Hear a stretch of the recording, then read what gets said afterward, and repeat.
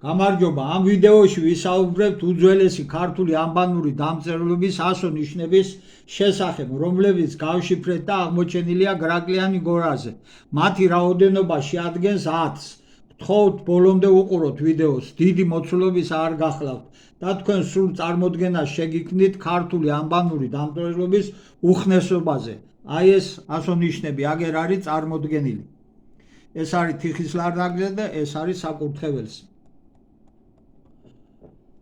თუ კარგად დავაკვირდებით, არც ერთი 100 ნიშანი არ არის წარმოდგენილი განმეორებით, არც საკურთხევლის წარწერაზე და არც თიხის ლარნაკზე, თუმცა საკურთხევლის წარწერის 200 ნიშანი გვხვდა, რომ მეორდება თიხის ლარნაკის წარწერაზე, იდენტური ფონეტიკური, ანუ ბგერითი შესატყვით, რაც იმის დასტურია, რომ ორივე წარწერა სწორად გავშიფრეთ. ასევე დავადასტურებთ, რატომაა ეს დამწერლობითი ნიმუში ქართული და არა არამეული, რაც იმთავითვე იქნა გაჟღერებული მასობრივი ინფორმაციის საშუალებებში, მაგრამ ჩვენმა გაშიფრულმა წარწერებმა დაამტკიცა, რომ ზოგიერთი მეცნიერის პირველადი დასკვნა იყო მცდარი და არავითარ არამეულს არ მიეკუთვნებოდა გრაკლიანის წარწერები. აღნიშნულ საკითხთან მიმართებით ჩვენს დაგვისვეს მრავალი შეკითხვა და ამიტომ ცოტა ვრცლად ვისაუბრებთ. გრაკლიანი გორის დამწერლობით არტეფაქტებზე ამომწურავად ვისაუბრებთ ჩვენს ვიდეოებში. ავხსენით, როგორ გავშიფრეთ ისინი: საკურთხევლის ანბანური იდეოგრამული, თიხის ლარნაკის ანბანური, სტელას ლოგოგრაფიული და საბეჭდავები და წარმოადგინეთ ცალკეული სიმბოლოების მიხედვით მათი გაშიფრის სრული მიმდინარეობა. ასევე ვისაუბრეთ აქვე აღმოჩენილ საბეჭდავებზე, ბეჭდებზე, მათ მრავალფეროვნებაზე და კუთვნილებაზე. აგრეთვე, რაც ყველაზე მნიშვნელოვანია, ამ საბეჭდავების ძირების ანაბეჭდების წარმომავლობაზე. რამაც შესაძლებლობა მოგცა გაგვექარწყნებინა ზოგიერთი მეცნიერის მიერ გამოთქმული ნაჩქარევი პირველადი დასკვნა. ამაზე გვაქვს ვიდეოები და გთხოვთ უყუროთ. მანამდე კი დავიწყოთ გრაკლიანი გორის დამწერლობითი ნიმუშების წარმომავლობის საკითხის განხილვა. როგორც წინა ვიდეოებიდან თქვენთვის ცნობილია, ჩვენს მიერ დადგენილი თარიღი ამ არტეფაქტებისა მიეკუთვნება ძველი წელთაღრიცხვის 1018 წელს. ეს თარიღი გამოვთვალეთ, როგორც იცით, ასევე სტელას სიმბოლოების გაშიფრის მიხედვით. საინტერესოა, რა მოცემულობა იყო ქართულ სახელმწიფოებრიობასთან მიმართებით ამ ეპოქაში, საერთოდ ჰქონდა თუ არა სახელმწიფოებრიობა, თანაც ერთია.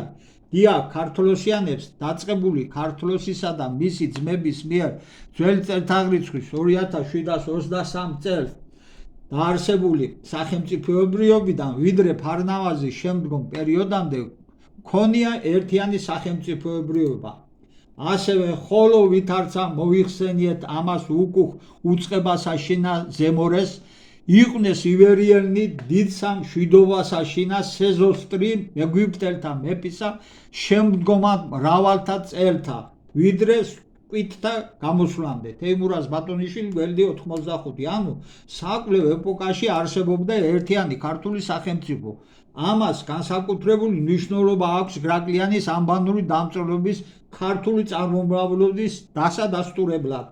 მარტივი მისახვედრია, ეს წარწერა და გამომდინარე მისგან ანბანური დამწერლობა წარმოადგენდა ოფიციალურ დამწერლობის ფორმას ქართული ეთნოსის მიერ შექმნილი ქართული სახელმწიფოსას და ამ სახელმწიფოს ტერიტორიულ არეალში გამოიყენებოდა. ამასთან წარწერის შინაარსი იძლევა დასკვნის შესაძლებლობას იმასთან მიმართებით, რომ ეს ანბანი შექმნილი იყო იმ ეპოქაში მოქმედი სახელმწიფო ენის, ქართული ენისთვის, რისი დასტურიც გახლავთ თეიმურაზ ბატონიშვილის, გიორგი მთაწმინდელის ქართლის ცხოვრების ცნობები და ასე შემდეგ. ქართულ ენასთან და დამწერლობასთან მიმართებით. თან წერია ქართული სახელი, ქართლოსიონ. ახლა კი დავიწყოთ საკურთხევლის ანბანური წარწერით. ეს ანბანური დამწერლობა არის ქართული, რადგან იგი გაცილებით უხნესია არამეულ დამწერლობაზე. უძველეს არამეულ ენაზე შესრულებულ წარწერებში გამოყენებულია ფინიკური ანბანი. ძველი წელთაღრიცხვის მერვე საუკუნისთვის ეს ანბანი არამეულ ანბანად ტრანსფორმირდა. ეს ინფორმაციაც ხატყობს, რომ გრაკლიანის წარწერა არამეული ანბანური დამწერლობის არც ნიმუშია და არც განშტოება, გამომდინარე მათ შორის არსებული დათარიღების სხვაობიდან. გრაკლიანის ანბანური დამწერლობის ნიმუში საკურთხევლისა განეკუთვნება ძველი წელთაღრიცხვის მე-11 საუკუნის ბოლო, ანუ ძველი წელთაღრიცხვის 1018 წლის პერიოდს. ამასთან მასზე ნახევარი საუკუნით უფრო გვიან შესრულებული წარწერა აღმოჩენილი თიხის ნარნაგზე არის ასევე საკურთხევლის ანბანური დამწერლობის ასო-ნიშნებით შესრულებული. ორი ასო-ნიშანი როგორც იცით, ხოდა რომ რაც იმაზე მიუთითებს, რომ საკურთხევლის წარწერა არ იყო ერთჯერადად გამოყენებული და მას ჰქონდა განგრძობითი გამოყენება შემდგომ პერიოდში, რაც ძალზედ მნიშვნელოვანია. ეს ნიშნავს იმას, რომ ქართლოსიანები საკვლევ ეპოქაში ძველი წელთაღრიცხვის მე-11 საუკუნე იყენებდნენ ანბანურ დამწერლობას, რომელიც შექმნილი იყო მათ მიერ და მასზე არამეული დამწერლობა შექმნის ასაკიდან გამომდინარე ძველი წელთაღრიცხვის მე-8 საუკუნე გავლენას ვერ იქონიებდა. პირიქით პროცესი კი სრულიად შესაძლებელია, რაც იკვეთება მოგვიანებით არამეული დამწერლობის ზოგიერთ სიმბოლოში და მათი ჩაბრუნებით ქართულ ანბანებში. ბოდიშით. ეს გასაგებია. ახლა კი გადავიდეთ ფინიკურ ანბანზე, რომელიც ქართველი ენათმეცნიერების დასკვნით ითვლება დღემდე მოქმედ ყველა სხვა ანბანურ დამწერლობათა დედად. თუმცა ესეც ვარყოფილ იქნა 21 საუკუნეში ჩატარებული კვლევების შედეგად. საიდან უნდა წარმოშობილიყო ფინიკური დამწერლობა? ქანაანში აღმოჩნდა პროტო-სინაისტური დამწერლობა, რომელიც დაახლოებით ძველი წელთაღრიცხვის მე-17 საუკუნით და უფრო გვიანდელი პერიოდით თარიღდება. ის ითვლება ფინიკიური დამწერლობის ჰიპოთეტურ წინაპრად გარკვეულ თარიღამდე, როგორც წესი ძველი წელთაღრიცხვის 1000 წლის პერიოდი, ოღონდ პროტო-სინაისტურთან გაურკვეველი მსგავსებით. ხომ ხედავთ, ფინიკური დამწერლობის მყარად არგუმენტირებული წარმომავლობის დათარიღებაც კი არ არსებობს. დაახლოებით ძველი წელთაღრიცხვის 1000 წელი თანაც არც შობელია ცნობილი. დადგენილი ჰიპოთეტურია, ამასთან პროტო-სინაისტურთანაც გაურკვეველი მსგავსებით. არც ერთი შემორჩენილი ფინიკური წარწერა არ არის ძველი წელთაღრიცხვის მე-10 საუკუნეზე ძველი. ამასთან ის შედგებოდა მხოლოდ თანხმოვანისაგან. წერის მიმართულება იყო მარჯვნიდან მარცხნივ. მაშასადამე დადასტურებულად შეგვიძლია იმის თქმა, რომ არც ფინიკური დამწერლობის გავლენაა საკურთხევლის წარწერაზე, ანუ ეს უკანასკნელი არ არის შექმნილი ფინიკური ანბანის ტრანსფორმაციით. რჩება პროტო-ქანაანური დამწერლობა, რომლის უძველესი ნიმუშები განეკუთვნება დაახლოებით ძველი წელთაღრიცხვის მე-17 საუკუნეს, თუმცა უძველესი ცნობილი პროტო-ანბანური წარწერები პროტო-სინაისტური დამწერლობაა, რომელიც სავარაუდოდ შექმნეს ეგვიპტური იეროგლიფების გავლენით, რომლის არსებობაც დასტურდება სინას ნახევარკუნძულსა და ქანაანში გვიან შუა და გვიან ბრინჯაოს ხანაში. წერის მიმართულება არის მარჯვნიდან მარცხნივ. ესეც პროტო-ქანაანური დამწერლობის უძველეს ნიმუშს განეკუთვნება დაახლოებით ძველი წელთაღრიცხვის მე-11 საუკუნის დასაწყისის ეგრეთ წოდებული სავარცხლის წარწერას. ყველაზე ადრეული პროტო-სინაისტური წარწერები ძირითადად ძველი წელთაღრიცხვის მე-19 საუკუნის ადრეული თარიღი და მე-16 საუკუნის გვიანდელი თარიღი შუა პერიოდით თარიღდება. ამათ შორის ძირითადი დებატები ადრეულ თარიღს, დაახლოებით ძველი წელთაღრიცხვის 1850 წელს და გვიანდელ თარიღს, დაახლოებით ძველი წელთაღრიცხვის 1550 წელს შორის მიმდინარეობს. ერთი ან მეორე თარიღის არჩევანი განსაზღვრავს პროტო-სინაისტურია თუ პროტო-ქანაანური და ანბანის გამოგონებას შესაბამისად ეგვიპტეს ან ქანაანს უკავშირებენ. თუმცა ქართლოსიანთა ანბანის შესახებ ინფორმაცია არსად არ არის მითითებული. აღარაფერს ვამბობთ ასაკის დადგენასა და წარმომავლობაზე. მიზეზი ამისა გახლავთ სწორედ ის დამოკიდებულება, რომელიც ზემოთ მოგახსენეთ. საკურთხევლის წარწერა არამეულიაო და კიდევ უარესი ზოგიერთმა ქართველმა მეცნიერმა დაასკვნა, რომ ორნამენტებიაო. ახლა ხომ გასაგებია რა ისტორიული მნიშვნელობისაა ზოგადად გრაკლიანის დამწერლობითი არტეფაქტი, კონკრეტულად ანბანური წარწერები და როგორ ეპყრობიან მას. გრაკლიანის ანბანური დამწერლობის დათარიღებიდან გამომდინარე, შეგახსენებთ ჩვენს მიერ გაშიფრული სტელას სიმბოლოების მიხედვით -1818 წელი, ანუ ძველი წელთაღრიცხვა, საკურთხევლის ანბანური წარწერა ასაკობრივი მონაცემებით პირდაპირ კონკურენციაში შედის არათუ პროტოქანანურ, არამედ პროტოსინაისტურ დამწერლობასთან და უკვე ასე ცალსახად იმის თქმა, რომ პროტოსინაისტურ პროტოქანანური დამწერლობა არის ყველაზე უხნესი ანბანური დამწერლობის ფორმა, გადაჭარბებულია. ყოველ შემთხვევაში მათთან გვერდში უნდა დავასახელოთ ქართლოსიანთა ანბანის. ეს ჩვენ ვუწოდეთ საკურთხევლის ანბანურ დამწერლობას ქართლოსის ანბანი, რადგან როგორც გამშიფრებელს ალბათ ქონდა ამის უფლება. ამ დასკვნის არგუმენტირება არც ისე რთულია. საკურთხევლის ანბანური დამწერლობის ასო ნიშნები გვხვდება მრგლოვანი ფორმებით, ჰორიზონტალურ ხაზში მარცხნიდან მარჯვნივ წერის მანერით. ასევე გვხვდება ხმოვანი ასო ნიშნები ა, ო და იო. იკვეთება მარწელის არსებობის კვალი, ლიგატურა. ასო ნიშანთა გრაფიკული ფორმები საკმაოდ მაღალ კალიგრაფიული მოხაზულობით გამოირჩევა, რაც გვაძლევს შემდეგი დასკვნის შესაძლებლობას.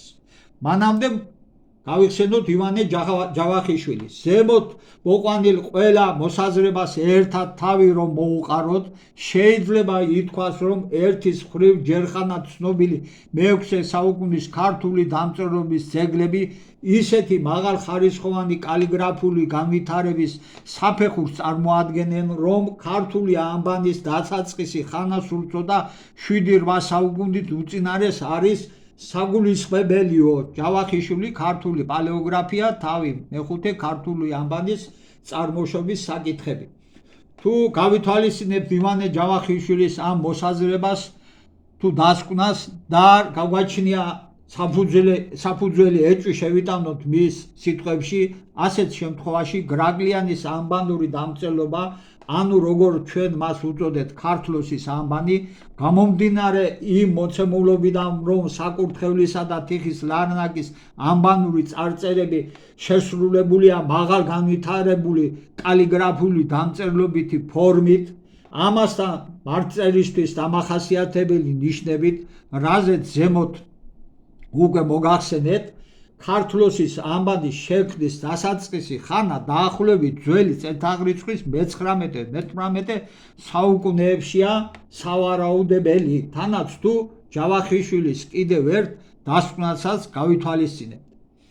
ერთგვარი მიახლოებით გადაწყვეტილია აზრი იმის შესახებ, თუ როდის უნდა გაჩენილიყო პირველად ანბანური დამწერლობა, რადგან ამანის მე-14 საუკუნის ქრისტეს წინარე მრავალ ძეგლთა შორის არც ერთი ანბანური დამწერლობის ძეგლი არ მოიპოვება. ეს ლიძბარსკის აზრით იმის დამამტკიცებლად უნდა ჩაითვალოს, რომ მაშინ 1400 წელს ქრისტეს წინარეს ჯერ ანბანური წარწერა არ არსებობდა. ასე გადაჭრით თქმა ძნელია, ის მაინც ხადია, რომ ზემოაღნიშნული გარემოება უფლებას გვაძლევს დავასკვნათ, რომ 1400 წელს ქრისტეს წინარეს თუნდაც ანბანური დამწერლობა სადმე უკვე ყოფილიყო, ის მაშინ იმგვარად განუვითარებელი და მოუხეშავი უნდა ყოფილიყო, მისი ხმარება ფიქრადაც არავის მოსდიოდა. ჯავახიშვილი პალეოგრაფია ქართული გვერდი მე-6.